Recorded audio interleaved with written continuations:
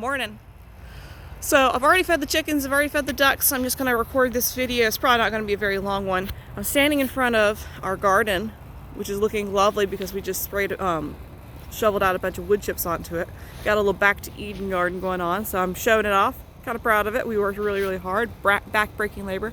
So today we're going to talk about what to do if your main character has morals that you disagree with.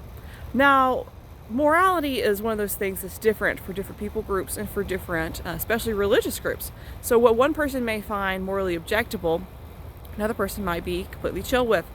But say you come across a situation where you are wanting to add some depth to a character, but from their culture or whatever, they have this certain belief. Just to keep from being controversial, we're just going to go with racism, okay? So your main character is racist. So that's a little bit different with, say, having your antagonist be racist. If your antagonist is racist, you're basically signaling to your readers that this character is undesirable and unlikable, and we don't need to root for them. But when your main character, whether it be through previous prejudices or from bad experiences or from whatever the reason is for having these bigoted beliefs, they have them, and that can be very interesting, very deep to your story. And so you have this character, but there's a problem because sometimes readers associate what a writer has for their main character. They believe them to be almost like an avatar of the writer themselves. And nobody wants to be thought of as racist or fill in the blank about whatever moral conundrum you find yourself in when adding depth to your character. So there are a couple considerations, a couple ways to handle this. Because you don't want to come across like that. You don't want to lose a bunch of readers because they think you're one thing when you're not. So I think the first question you need to ask yourself is, why are you doing this?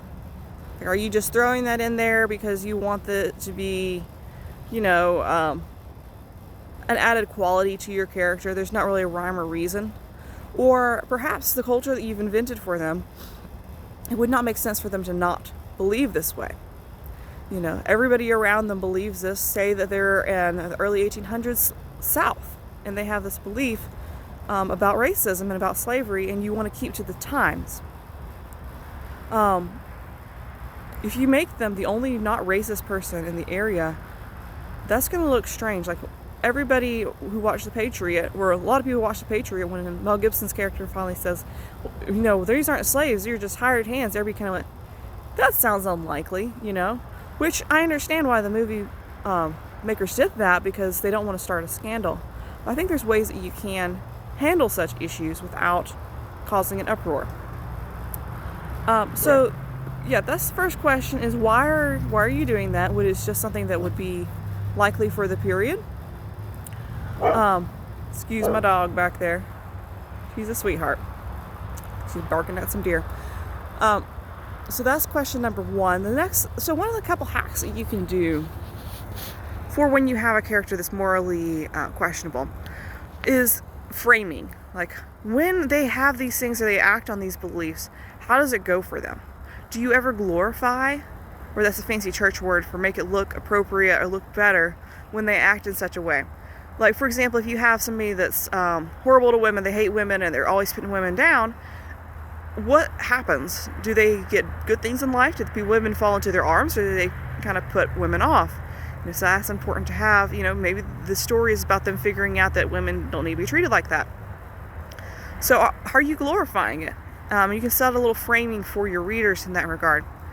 Another thing to consider, what kind of if you're writing a personal growth story, like, maybe the character needs to fix these things, or maybe the character just has flawed and falls deeper and deeper into this belief, and it ruins their life. Are you writing a tragedy? What kind of story are you writing here? So those are a couple of things to take into consideration. Sometimes if you have more than one person point of view in your story, you can have other people commenting on how this person believes this, but how that you disagree with them, or whatever. That's another solution to that as well. It's just what surrounding events in the story are occurring that sort of lets your readers think one way or the other. so that they can not associate you into the same class as your character, or even to the society that you've created. You know, because nobody wants to be thought of as racist or woman-hating or anything like that. And so it's important to make sure that your readers can distinguish between your beliefs and what you're writing about. You know, make it for a deeper purpose. Yeah, and just frame it better and show the consequences of these beliefs. And show that they're not good consequences. Okay, well, that's what I got for you today. I'm going to walk away from this barking dog. Thanks for joining me for another walk around the farm, and I'll see you again later.